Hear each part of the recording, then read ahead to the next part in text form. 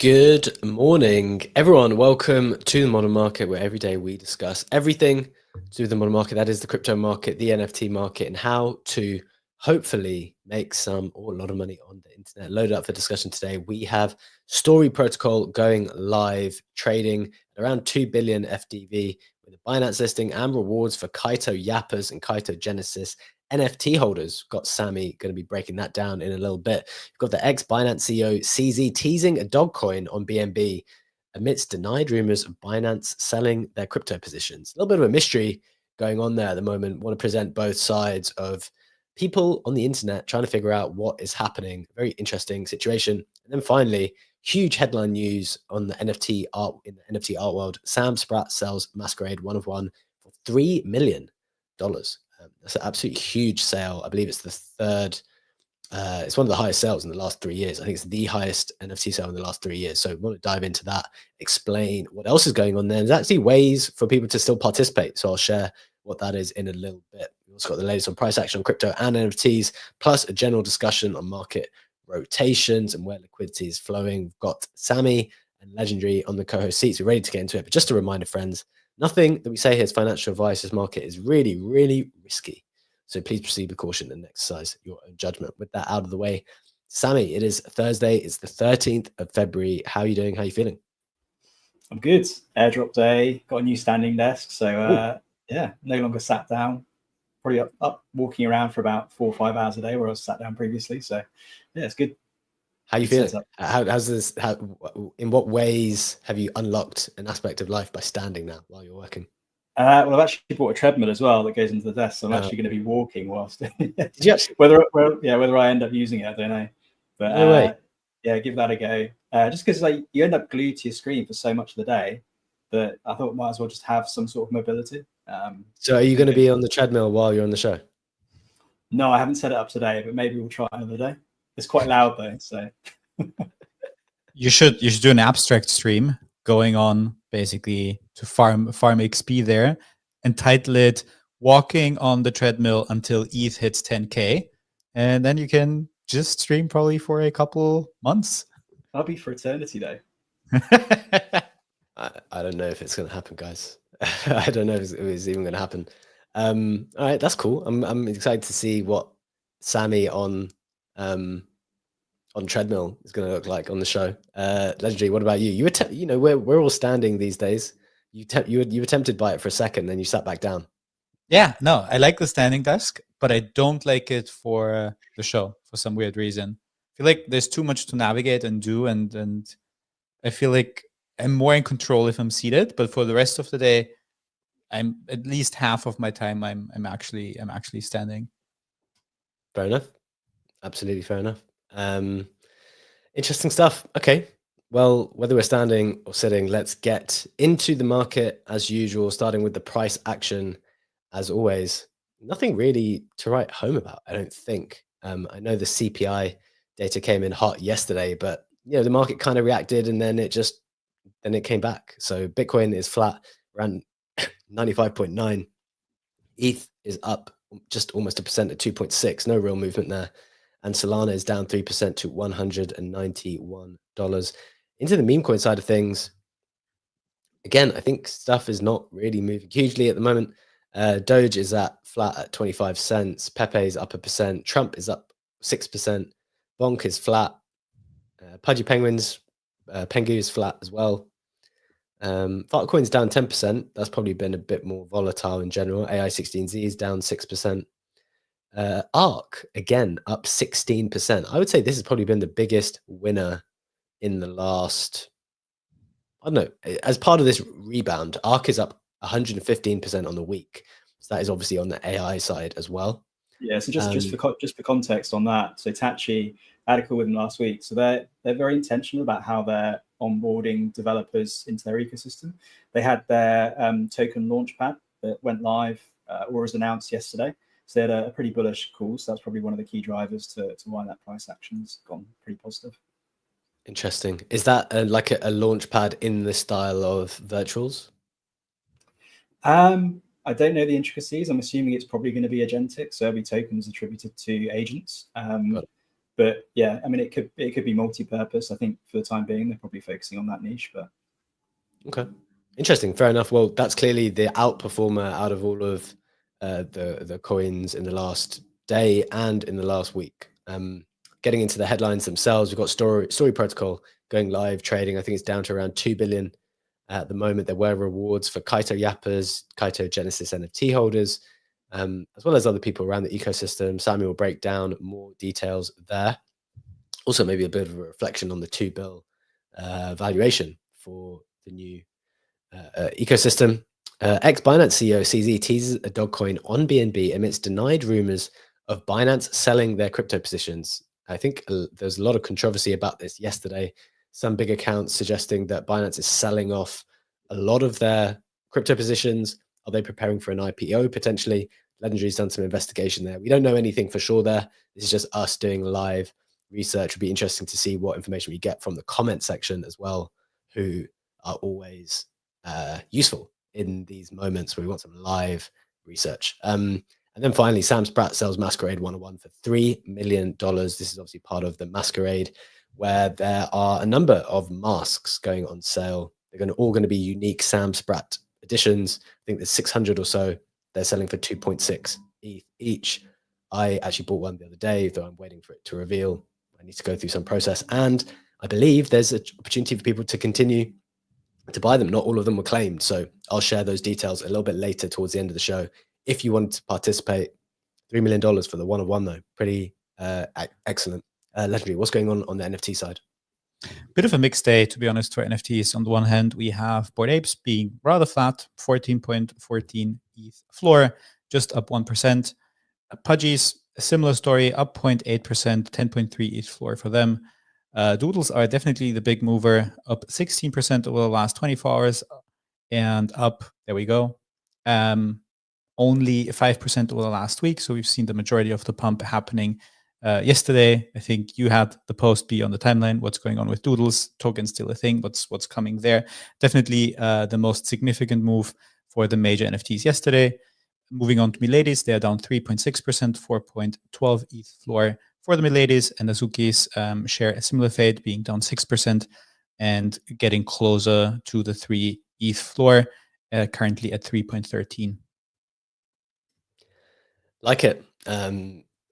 Obviously, I think the majority of comments suggested there's some kind of announcement coming out on NFT Paris. So this is like an event-based pump, which I quite like those ones because it's kind of exciting. Like people who are in Paris, they're going to find out the information first, I guess.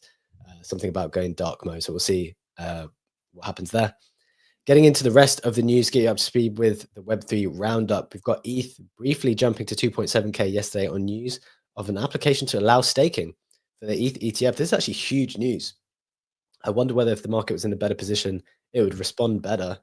But basically, it didn't do anything. It jumped for a bit and came right back down. So I think that's pretty big news. Definitely want to make people aware of it, although the market, for whatever reason at the moment, doesn't particularly care. $1.5 trillion asset manager Franklin Templeton kicks off a money market fund on Solana. I believe this fund exists on other chains as well, but it's just moving to Solana too. Mega ETH, of course, sold out their 5,000 NFTs at 1 ETH each, raising 5,000 ETH yesterday, which is around $13 million. They've obviously got another 5,000 to come at a future date. So if you didn't get one, you've still got the option to get one at some point in the future. Vitalik received criticism on X for his "Make Communism Great Again" comment. Founder of Consensus, Joseph Lubin, kind of stuck up for him, saying that, look, he's not being serious. His family escaped communism at one point in time. It's not a serious post. People are taking things too seriously. But I guess people are not happy with ETH in general. And so people will be more critical when the price is down. So that is that. Coinbase Assets announced Pengu and PopCat listings today. Again, didn't really do much to the price necessarily. Proof of Play partner with Ronin to bring their game building expertise and VRF solutions to the chain. We had Dith on with us yesterday who was alluding to that. Didn't know it was Ronin, so that's a big deal for them. And Azuki trading card game was revealed. Not many more details apart from that, but I think a pretty natural progression for a lot of NFT IP to create some kind of trading card game. So that's the Web3 Roundup. Before we get into the main headlines today, legendary. What's catching your attention there? Then would love to hear from Sam as well. A couple of brief comments that I have. Shout out first to Soles. Yesterday in the comments when Dith was talking about the announcement, he was saying, "Please Ronin." So yeah. he was right about that. Then the second thing I want to quickly comment on is the "Make Communism Great Again." Like, I get it; it was meant to be a shitpost, but it's just it didn't sit right with me, to be honest. Maybe I'm more sensitive to that, given that my family has also escaped a communist regime. So I wasn't like too big of a fan to see that, because like I feel like with Vitalik, sometimes people have a hard time to tell what is a joke or what's serious. But definitely a very good response by Joseph on that post. Apart from the fact that he calls X Twixer and he calls posts in an even weirder way that I just can't find right now. Another additional mini comment on the Popcat listing on Coinbase. There was actually some very good movement, I think, for Popcat, being up 17% over the last 24 hours, being up 40% over the last week. And then finally, I very much agree with you, and I know typically I don't comment on that many news, but I've felt the urge to do so today, that the application or the addition for the ETH ETF to be able to stake ETH is extremely significant. You have TradFi, who loves obviously yield, and having that yield baked in as part of the ETF makes it a much more attractive product, but also makes from a TradFi participant's perspective, makes the USP clear, makes the difference between, okay, if I have BTC as an ETF, why do I need ETH? Oh, okay, the ETH one is actually also yield earning because that's a different ecosystem that works just in a different way to BTC. I'm trying to kind of, put myself in the perspective of someone who doesn't exactly understand what the difference is between those two ecosystems, but just having the yield component gives you a hint that it has to be structurally different, and then makes it also interesting to get exposure to that and not say, I just have Bitcoin, I don't need ETH because it's the same thing. Look, I take a point. The one thing I want to FUD in that respect, though, is the ETH staking. So like, I know people think that's a big deal, and I guess on something like, I was the person who said it's a big deal as well. It is. But remember on the show months ago, managed to find this spreadsheet, which I think it was Kobe who shared at some point in time, which estimated the ETH staking rewards by the team whenever they first did it. And in their initial estimations, the number was basically much, much higher than what it is now. So the problem here for ETH staking is, okay, on the surface, it sounds like a good thing that you can stake your ETH. But what's the rate of return? Yes, TradFi loves good yield, but at the moment, I'm on the Coinbase site, and if you were to stake ETH via Coinbase at the moment, your estimated reward rate is 2%. Which is a lot. If you look at like dividend stocks that maybe pay you 3 or 4%, some dividend portfolios, obviously you can get more dividends than that. So having like basically half of that as a staking return on an asset that you buy because it's speculative and more volatile, that kind of combines both. Because like from the typical TradFi perspective, if you want volatility, you would like to buy something like tech stocks or quantum computing or the Palantirs of this world, and brace yourself to hit a 10x with that if you pick the right quantum stock at the right time. But then that wouldn't be a dividend play at the same time. And here you kind of combine both things. You get exposure to something that has more volatility, but get a very reasonable yield, a very reasonable quote unquote dividend on that. So yes, I know that like 2% for us is, why would I even bother to do that? Because I can, move my stables to Hyperliquid and get 20% on them. But from a TradFi perspective, compared to a typical dividend portfolio, I think that 2% on a pretty volatile asset is actually attractive. I don't know. Would you not need a higher percent to account for the extra volatility? That's my thinking. I can kind of see both sides. Typically, I'd expect a bigger return to take on that additional risk, because obviously with volatility, there's the downside as well. But I think if you're going to be an ETH bull anyway, and you want to compound more ETH, then that is probably a better position to have than stables and earn, say, 4 or 5%, or even 10%, or whatever it might be. So I can kind of see both sides. But yeah, traditionally, I would expect to receive more of a return if there's more volatility or risk associated with that particular asset. Yeah, and I think the point is, and maybe this is because we're native to the space, and maybe someone with fresh eyes coming in would look at the 2% and be like, yeah, okay, well, I kind of wanted to hold some ETH anyway, it might as well stake it. Whereas I think if you're in the space and you knew what the projections were initially, and you had maybe higher expectations because that's what the expectations were before, then maybe your expectations are slightly skewed. That's fair enough. Interesting points there, Ledge. Sammy, what's catching your attention? Anything from the Web3 roundup before we get into the main stuff, or anything otherwise? Yeah, the Ronin news was interesting to me because you've got them essentially announcing they're going permissionless. Anyone can build on them.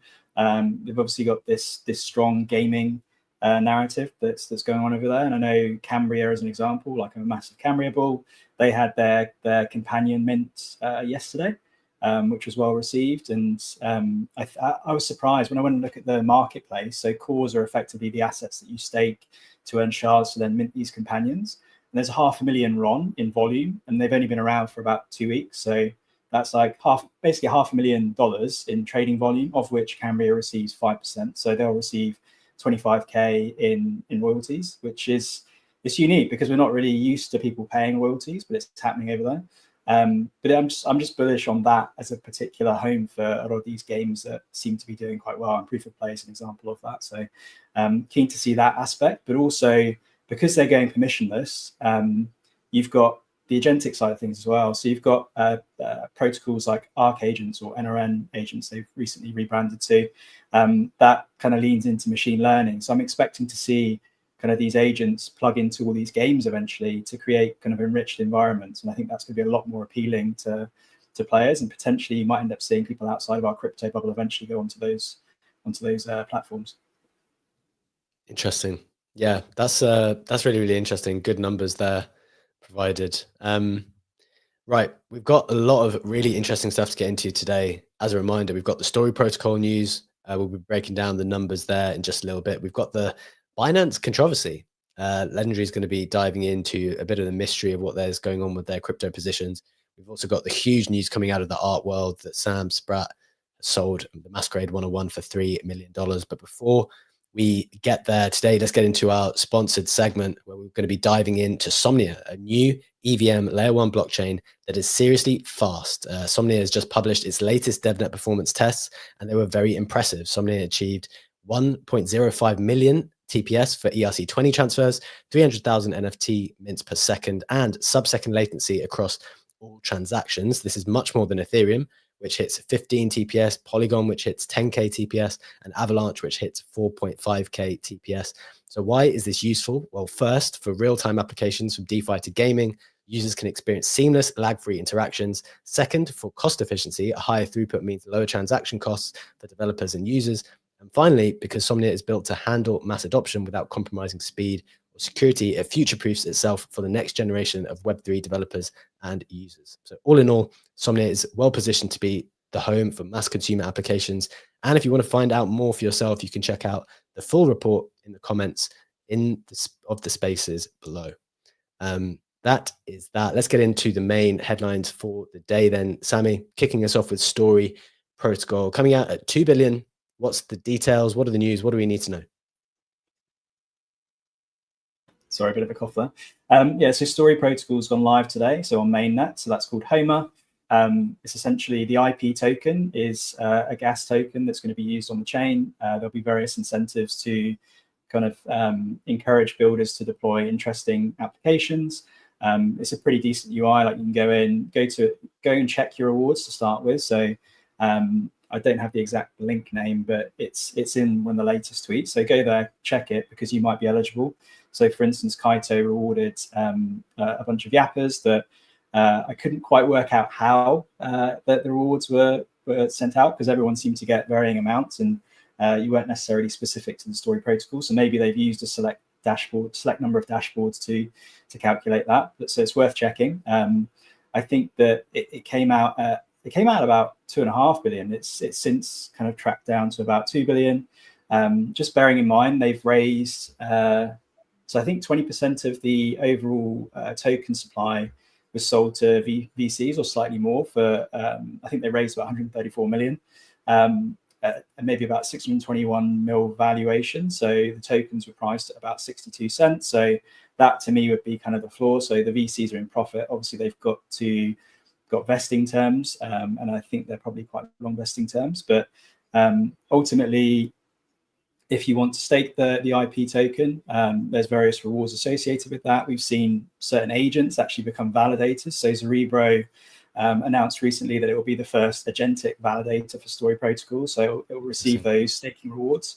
And yeah, I think there's been speculation there'll be a bit of a dip in price as kind of airdrop claimers sell.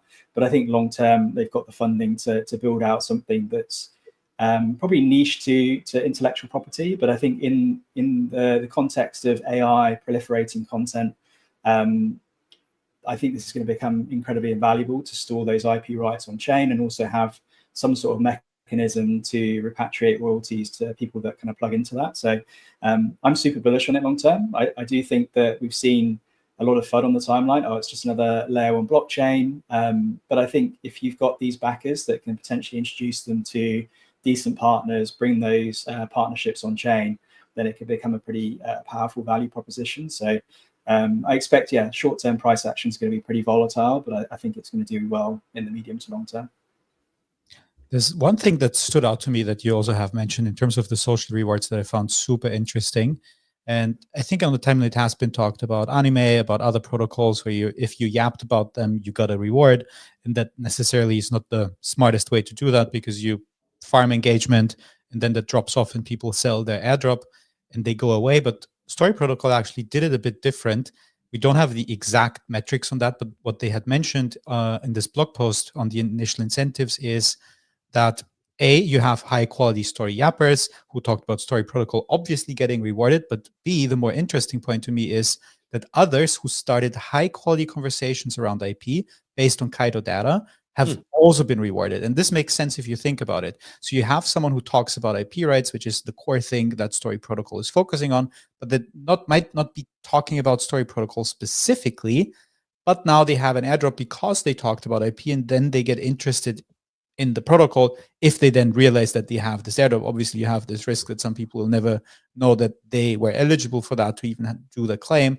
But it's a way to reward and onboard people who have not been shilling you constantly, but are interested in the like niche or in the specific segment that you're building around. And I do think that this is the smarter way to do the social rewards, that if you are topical on something, to reward those people who are talking about that very specific topic, and not just push all of your rewards to people who've been shilling whatever the protocol is on the timeline for a couple of months, because they do that, or some of them certainly do that in the expectation to be rewarded for doing so.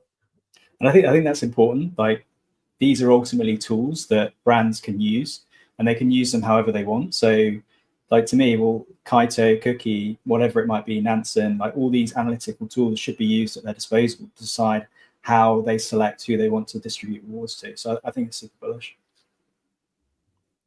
Yeah, I think that final point, Sam, is exactly kind of where I shake out on the social stuff. I want to go back to the technical stuff as well for a second, but since we're talking about the social side, let's do that first. I had this post earlier saying Kaito is the most egalitarian thing we've ever seen. Creator payouts on steroids. Every single protocol that comes to market wants it. They 100% do. Like, everyone wants it right here, right now. And every single creator has a chance to win. I'm not saying that every creator does, but every single creator has a chance. It's nice to see that democratizing force and more creators get noticed instead of the domination by arbitrary and often fake high follower accounts. And I think the criticism of this post, or the criticism of that mindset, or the criticism of Kaito in general at the moment, is something along the lines, in the spirit of this post by Francisca, who, by the way, is a legend and has always been positive and cool and, you know, just providing good insight. Said Kaito is the creator's dream, but it's a bit worrying when creators get paid for speaking about a product they may never use, and actual users don't get as much rewards. I'm all for creators getting the bag, but I think there needs to be some sort of filter to reward creators that are also users. I think that's a great take. I think it's a great take. And my response to anything in that realm is, like every tool, it depends on how you use it. Kaito is an outstanding tool. It might be the case to get really great data. You might need more than one tool in the end. But I think it's an outstanding tool at this point. it will depend on how protocols use it. Some protocols will use it poorly, and then Kaito will get criticized because of the execution of the protocol. But in general, the information is providing information to protocols. It's excellent information, and it will depend on how protocols design their reward system on the back of it. Any feedback on that before I wanted to push you a bit further on the agent side of Story? No. All right. Sam, I wanted to ask you then, is it fair to say Story is, the focus is IP clearly, and there's ways that there's ways that they're going to be focusing on that. You mentioned the AI stuff a lot.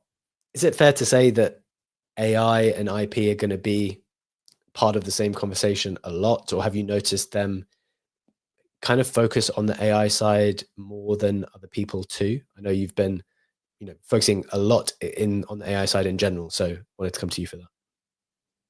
Yeah, I mean, they're pretty explicit in their white paper and the documents around AI integration. Now, if you think about IP specifically, like as some of these big brands, or especially like these AI machine learning businesses, whether it's OpenAI, whether it's Claude, whatever it might be, they use data to train their models. Now, there's a big question over where's that data from. So if people are creating content, should they be able to monetize it? Should they be able to receive rewards for it? So I do think there's like that integration of, okay, well, if I record my IP on Story Protocol as a mutable ledger, like you can see it, people can then, or like these big businesses can then go to the Story Protocol and pay those users for that data to then use. So I think there's that obvious link there.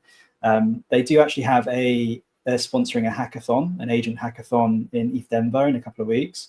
And I guess that ties into their incentives. So they're incentivizing builders to kind of innovate and create interesting protocols that kind of lean into that regard as well. So you'll probably end up seeing some applications that kind of enhance that offering come to market over the coming months. So I think they're obviously looking to do that. And Jason, who is part of Accelerate DAO, like he got that advisor role where you got like a 5-swap allocation. It's quite significant. That was he then made the announcement that any builders that build on Story Protocol, he'll use that to incentivize that further. So there's that additional funding there. So there's obviously a close tie to AI. And I think that will be quite interesting to see how that is integrated. But I think it's just going to be more like it's going to be integrated subtly. But it's not their main reason. Their main reason is IP, but that just comes entwined with AI. Okay. Yeah, I think that makes sense. A lot of interesting additional color there. Legendary, I'm just thinking out loud here. Like we're talking about AI as if it's a specific thing that's going to exist, and maybe even one chain specializing in it. In the end, though, when you have such a game-changing technology like AI agents, is it not just going to be ubiquitous everywhere? Every chain will have them. They'll probably go cross-chain as well. Like, is that the future we're moving towards? What's your thought there? They have to move cross-chain. I think it's something we've been seeing with the DeFi AI side of things, where yes, you don't need to integrate every chain from the get-go, but you need to obviously have exposure to the most significant ones if you want to use a AI-based DeFi companion. The same reasoning goes for the IP side as well, then, because a lot of IP has been obviously created on ETH mainnet. Going to talk about Sam Spratt's recent success after the Binance news, and all things that have history have existed on chains previous to Story Protocol. So yes, it makes sense to have your own chain for that from a business perspective. But from the agentic side, I do believe that this has to be chain agnostic in the future. Unless you want to kind of do it as a marketing move to say you have an agent that is so extremely good at whatever it is that it does, but it only exists on that chain, and this is how you want to force people to onboard. But historically, that really hasn't worked very well in crypto to force people to do something. We've seen it with Magic Eden's airdrop, forcing you to use the wallet to claim it, which got not a lot of love on the timeline and probably doesn't have the highest user numbers now. So I do think that agents then have to be ubiquitous in the midterm to long-term future. Just a quick rebuttal to that. I think that a lot of developers don't necessarily have the support they need. So I think if a chain offers them specific support around IP creation and stuff like that, that can be a really good point to take people off the ground. I agree with you that IP is chain agnostic, it will be. But I do think that if you secure certain partnerships, you can make that incredibly valuable. And I think they've got Stability AI as an announced partner. So I don't know the intricacies of that partnership, but I'm assuming it's going to be, they're going to use people's IP that are on Story Protocol. So it'll just be like a partnership that way. And I think the more partners like Stability AI that they get on Story Protocol, the stronger value proposition it has over the likes of Base or whatever it might be. Definitely. What you were saying, Sam, just made me think of one of the real problems. In fact, what both of you are saying made me think of this real problem that all of the EVM chains are facing. And I want to get into the Binance stuff in a second. That's really important. So that news is coming up in a second, and the Sam Spratt stuff. It's kind of the same issue, right? Say you have a group of developers, you get funding from one chain. So, okay, great. Now we have loyalty to that chain. In the same way, it's kind of the same issue that we are facing, for example, when we are doing these Friday interviews with people who are building different chains called Founding Crypto. Yes, we had Mega ETH on a couple of weeks ago. We've got some more people. We've got Rishi on tomorrow from Movement Labs, which is going to be a great conversation. We've got more top founders coming on in the next few weeks. But one of the interesting challenges is, say, for example, and this is not pointed at anyone in particular, but this seems to be a common issue when you're working with different founders from different protocols, is that, say we have our mint.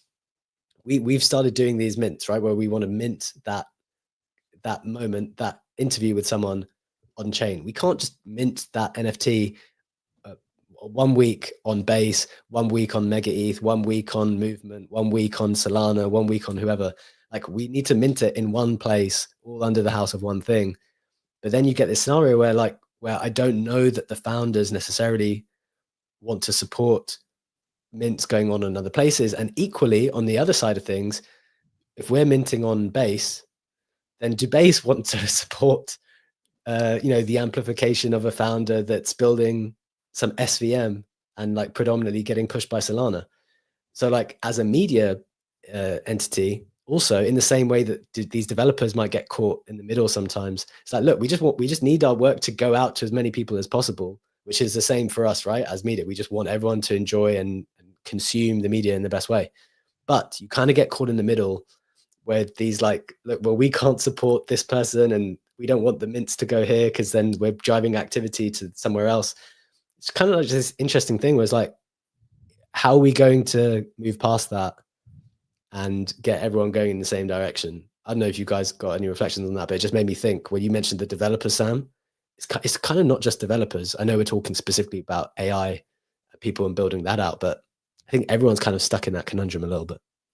Yeah, I think it kind of goes back to what I was just saying about Kaido and why the IP move was smart to kind of try to topically onboard people who are not on Story IP yet.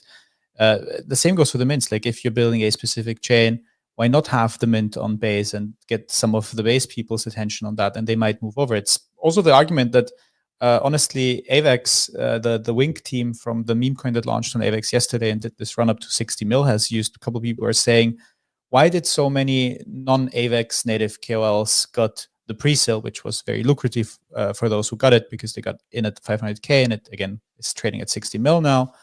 And the response was, because we want to get non-AVAX people interested to us, and we want them to move to AVAX and discover us. Yes, obviously we want to reward our own people, but we need a new set of eyes as well to grow the user base. And I feel like, of course, you can think about other chains as competition, but then you can also think about them as potential umpiring them. Yeah.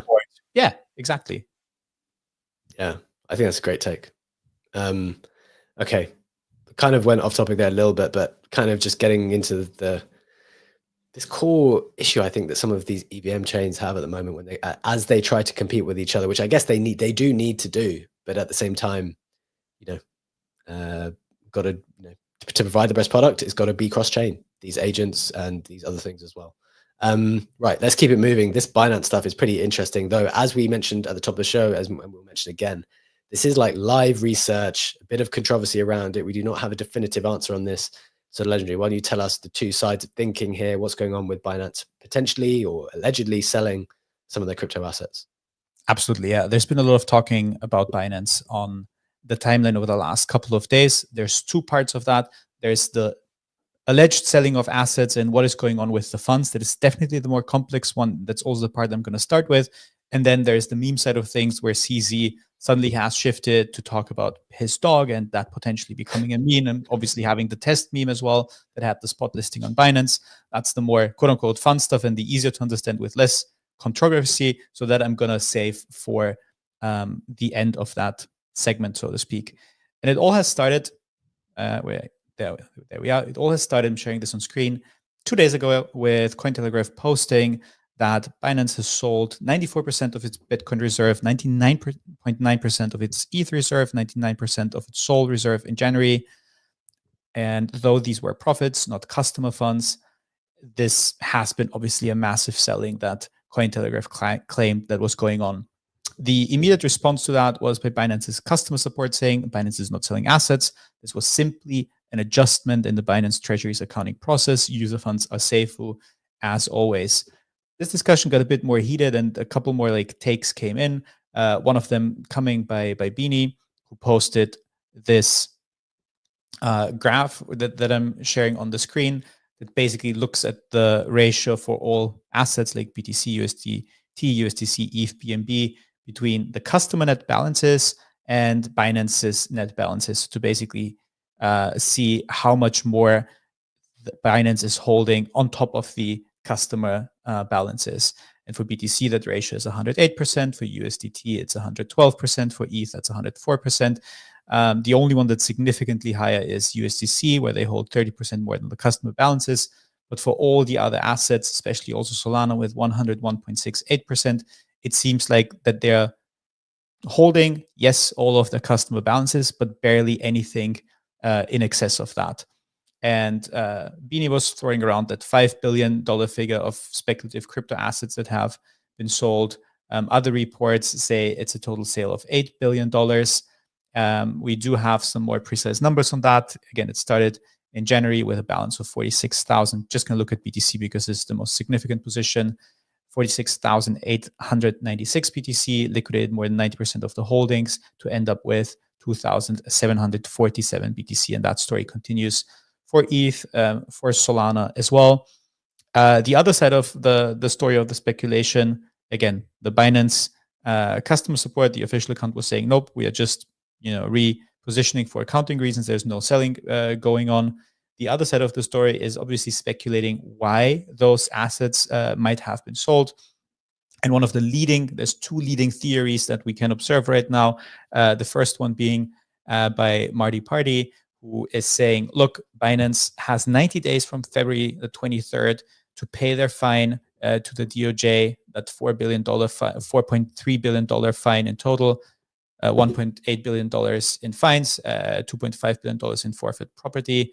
So are they selling off the tops to basically be able to stomach that fee? Continues on with the theory to say, based on the proof of reserves from January 1st, 2025 to February 1st, 2025, looking at the BTC, XRP, and SOL balances, and if all of those were sold based on today's prices, probably a bit higher early in the month when they started, adding all of that together, with the majority being Solana with $3.4 billion, that leads you to like $4 to $4.3 billion, which would be exactly the sum that they would have to pay in fines and forfeit property to the DOJ.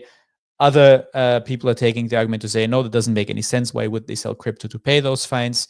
A, they could pay probably in crypto directly, and B, they wouldn't want to use the reserves to sell that. If they sell, they need to have another reason to do that, from either they think the top is in, or obviously always the claims with Binance from people on the timeline that they're doing this to somehow make more profit and move the market.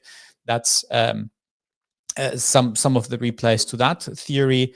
Then the second theory that I've also saw being shared on the timeline is that Binance is preparing for an IPO, and for that reason they need to sell those reserves.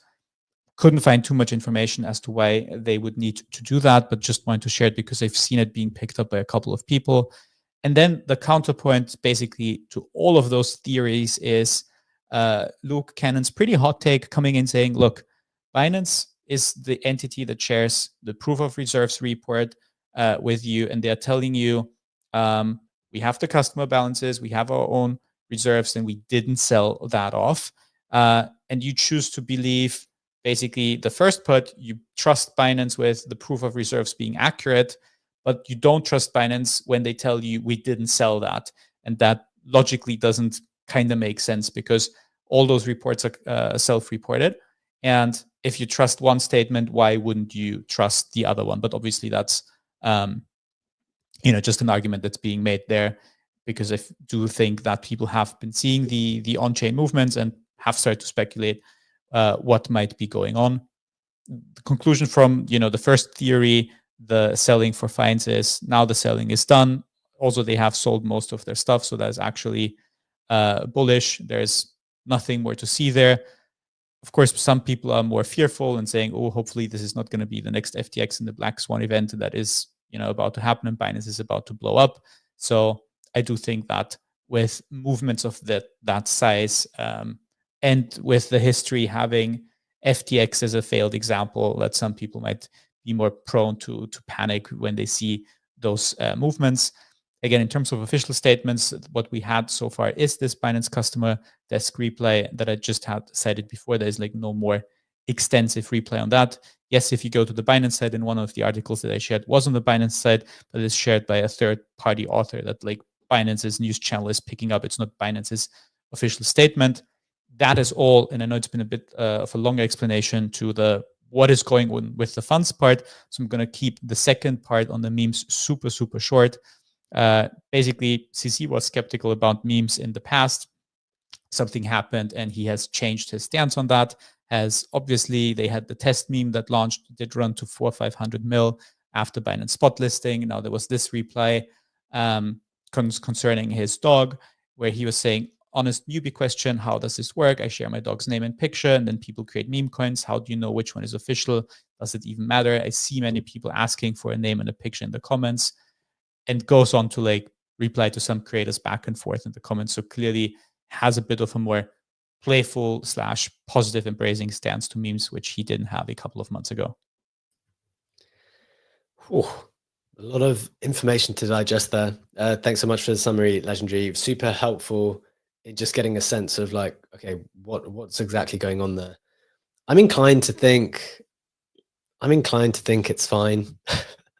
Although that's obviously not based on concrete stuff. It seems like, I do think sometimes people are moving funds around to different places, and sometimes things will then live in different places, and they're not necessarily obligated to tell you. I don't know how their proof of reserve system works, but I think it's always good to be cautious, though. And that's why, look, even though it's not confirmed piece of news, we thought it was helpful to bring up, because in this space in particular, it's always helpful just to know if anything is being said about anything, and just caveating it with look, we don't know 100%. We just try to share both sides. So I think that's helpful.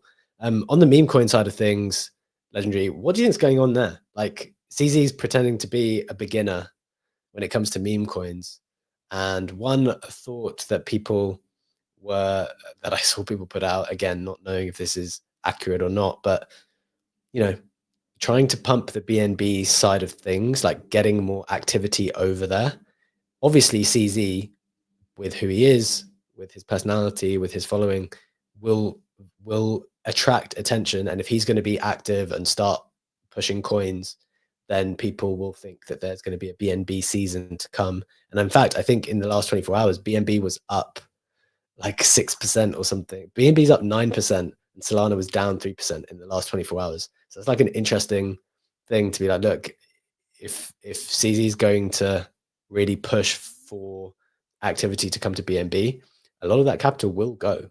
It's kind of annoying when you have to first set it up, but once you're set up, it's not so bad. So that's the question. What do you think is going on there? Is this going to be is this a tactic to get BNB more active? And I'm just looking at the chart. We haven't poured this until today. BNB's up 22% in the last week. It's gone past $700. Everything else, Bitcoin's down 3%, ETH's down 5%, Solana's down 4%. And BNB's up 22% in the last 7 days. Thoughts, BNB chart looks beautiful also for the last year. I think it makes a lot of sense. obviously you have the lion's share of the meme connectivity happening on Solana, and there's been other chains trying to get a piece of that. You had the AI season that was mainly led by virtuals on Base. That a lot of people hope to see the Coinbase listing coming for that, which has not happened yet. And you have AVAX, where I think it was almost a year ago, like at least half a year ago, where we talked about that AVAX Cultural Foundation, if you remember that, they said they're going to invest in meme coins themselves and they're going to try to embrace this culture. We've seen in this space that like founder-led marketing is a tool that works extremely well. And I feel like BNB had DeFi Summer back in 2020 that probably not a lot of people remember. And that was the degen arena to maneuver and farm the wildest yields for a couple of months. And now they're not getting or haven't been getting a lot of action on the meme coin side of things. But they have obviously the entire distribution plus Binance the exchange to try to get more action of that on their own chain as well. Also thinking about the fact that, well, CZ holds an insane amount of BNB himself, so he has any interest in the world for the chain to be successful as well. And what Binance typically has been doing, and we've seen that with Binance listings, is that there is this liquidity mining with BNB, where the BNB holders get rewarded in the token that becomes part of that Binance program.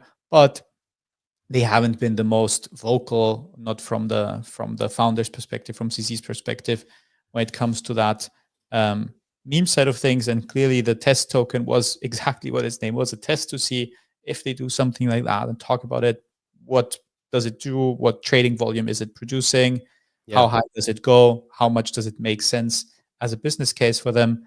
And I just think that this is exactly what is happening. They want to have more activity on the chain and don't want to leave all of that to mainly Solana. And hence they're using the tools from the exchange to the founder that they have at their own availability to get a bit more action and hype around the chain and to onboard some people there. And I know like that we in the West basically almost never talk about BNB, don't even touch on it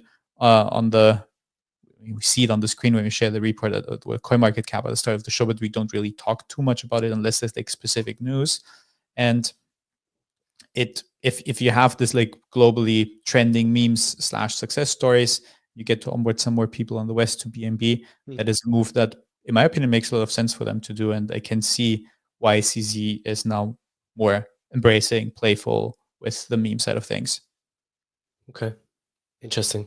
Sam, what's your thoughts on BNB season, any of the above that we've just been discussing? Do you think it moves forward from here? Well, I think on the meme side, it feels like CZ's running back the David Portnoy playbook, playing a little bit dumb, and then he's going to come out with a banger. But I'm seeing that same activity move across to BNB on the agent side as well. I think Hollow World announced a move to or a cross-chain connection to BNB recently, and a few of the other launch pads have as well. And I think there's one that is coming to market soon called Bad AI. So it'd be interesting to see how that does. But I agree, like historically, Solana's just been the place where everyone kind of degens. And I do think the whole bridging experience can be improved because that is a bit of friction. But I think it's just being aware of what tools to use. And I think there's just a lot more builders developing tools that improve that UX UI for Solana at the moment. But it'd be interesting to see if that changes over time. And as for the movements in crypto for the fund side of things, I think that, I mean, it's hard to work out what wallets they have and the rationale behind it because it is a private company. I do think that a company of that size would be looking to IPO at some point, but you don't know what needs to be cleared out in terms of like history or whatever has been done behind the scenes to get to that point, because it's quite a lengthy process to go through all those audits to make sure you're compliant. So yeah, it depends, but I kind of see that they're on that trajectory and maybe they will look to move, because I don't know how CZ is going to shift 64% of the BNB supply without it kind of going public and having that broader reach. So yeah, it'd be interesting to see whether they go down the Coinbase playbook with like an equivalent coin token. Yeah, interesting stuff. Okay. Glad we got through the BNB stuff / the Binance stuff. As we say, not 100% concrete on what is going on there, but happy to share the variety of takes and some of our thoughts on what is happening. let's get into the final headline of the day. We've just got 4 minutes left. This is pretty huge. It's been a while since we've had an NFT art headline, but this definitely deserves to be there. This is the news of Sam Spratt's Masquerade 1 of 1 selling for $3 million to Canvas, a pretty prominent NFT collector. It is a record-setting milestone for the artist following his previous 1 of 1 called the Monument Game, which sold in August 2023 for nearly $700,000. So this is much more than his previous 1 of 1. It's also the highest primary market digital art sale in 3 calendar years. That takes us back to, that 2021, 2022 crazy market where people were willing to spend that much. It seems we are back at those kind of numbers again. In terms of the relationship between the collector and artist, this is a great article that Roger Dickerman was given the kind of exclusive to share how this sale took place. He said a friendship between Canvas and Sam Spratt happened in stages. First, there was a dinner in Paris. Next, there was an exhibition in Venice. Then there was a visit to his New York studio. Sounds like a long kind of courting process, figuring out if this was the art or the artist for them. In terms of the art itself, the Masquerade evokes one of the oldest stories, that of Purim, a tale of revelry and reversal. We're showing the piece of art on screen as well if you're watching in. Remember, we're live on video on X and on YouTube. Looks pretty unbelievable. It is a great piece. A tale of revelry and reversal where the gambler, the addict, the mother, and the saint all sit at the same table. We celebrate Purim by embracing the joy of chaos because life itself is full of unexpected reversals. One thing I'll say about Sam Spratt is all of his storytelling that accompany the art is top notch. Like if you're trying to figure out, and I'm in no position to give artists advice, but just as an observation, I can definitely tell that when Sam brings a piece of work to the market or to offer to collectors, there's so much work that goes in to the story behind it and explaining that and telling that in an interesting way. So that's definitely something to note. Just an interesting part on the collecting dynamic. Maybe people are also intrigued as to how to get, obviously the 1 of 1 has been sold for $3 million, but there's only really a couple of parts available to people to collect Sam's work. Beforehand, it was auction-based sale or there were intentional gifts. And he had previously rejected direct sales, largely due to the staples or conditions that were often insinuated. But this time, because there were no vague promises of access with subtle tinges of threats, he was happy to do that. The thing which people might be interested in then, given that that's like a quick download of the 1 of 1 itself, is that there's also these masks that are being sold as part of the Masquerade. And the way that you got hold of these masks, I'm going to share this on screen. Oh, Legendary, I think you've got it on screen as well, if you want to share that. So these are, a series of masks which are part of this Masquerade event, and they're all 1 of 1s, but there's going to be, those kind of editions where there's 1 of 1, and then there's going to be 600 or so. And the way that you could get hold of one, at least initially, was for someone who was not a scar holder, a player edition holder. This is one of his previous works. They had the opportunity to A, mint for themselves, and then B, invite someone. So if you were invited, that's how they kind of extend the collector network rather than it just all going to public. However, if you do think that this is something that's interesting to you, there are obviously some that were not claimed or people were invited and they either didn't buy it for whatever reason. So there's actually some drawing details here for if you wanted to participate.